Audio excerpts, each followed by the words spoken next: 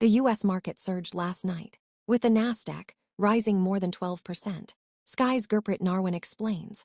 Stock markets have been on quite the journey since Donald Trump was elected. Take a look at the Nasdaq. It's one of the three key indices in the US. Technology heavy, and it's been hammered the hardest since Donald Trump announced his Liberation Day tariffs, falling 4.5%. It continued to plummet, as did the S&P 500 and the Dow Jones. The US stock market shedding trillions of dollars in value and suffering its sharpest fall since the pandemic. And it wasn't just the stock markets. The turmoil spread to the bond markets too. Eventually, Donald Trump capitulated, announcing his 90-day pause. And you can see how the Nasdaq responded, up 12.16%, its sharpest rebound in 24 years. It was a similar picture across US stock markets in Asia and in Europe too. But how far will that recovery go? We're already seeing signs that it may not hold in the US. After all, there's still a huge amount of uncertainty around. Most countries still have tariffs imposed on them, albeit at a lower level, and we don't know what's happening after those 90 days are up.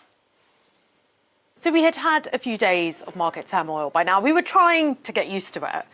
And on Wednesday, we were growing more and more anxious about what was happening in the bond markets. We were talking about it in our morning meetings, wondering if Donald Trump would have to change tack because of what was happening with the bond vigilantes. In the end, we didn't get anything by the end of the day, so we carried on as normal. We had prepared our screens, prepared our charts, prepared all of our lives.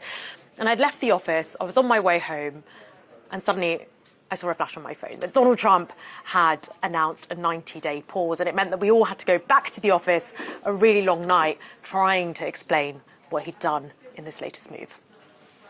U.S. Secretary of State Marco Rubio says there will be direct talks between the U.S. and Iran this Saturday, for the first time in a long time.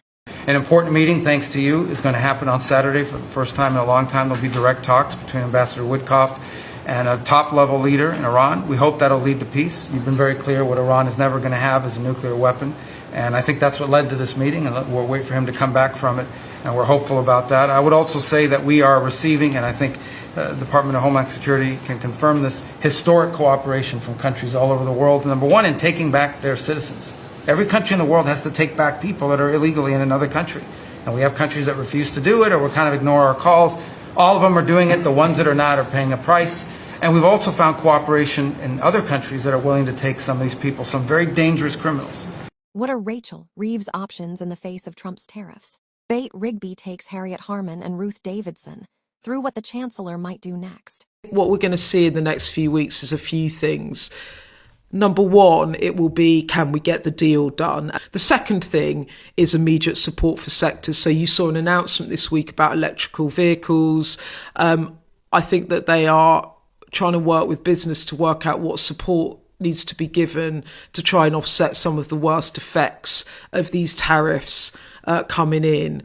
And then I think what we're going to see in the coming weeks is a lot of, you're going to get sick to death of hearing further and faster. We must go further and faster. So I think, there's a spending review coming in June. That's when the government sets out their 3-year spending plan. Can some of that be brought forward? So if there's capital infrastructure projects, transport projects, money for housing, money to build new small nuclear reactors, etc., will they try and ramp that up in order to try and project a sense of, we're cracking on? And Harriet, I'm really interested to see if you agree with me or disagree. They're being really strong on the fiscal rules. Where they're being less clear is on tax rises, because what they're now sort of talking about is, if you ask them about tax rises, they'll say, we're not going to write 4 years of budgets, etc.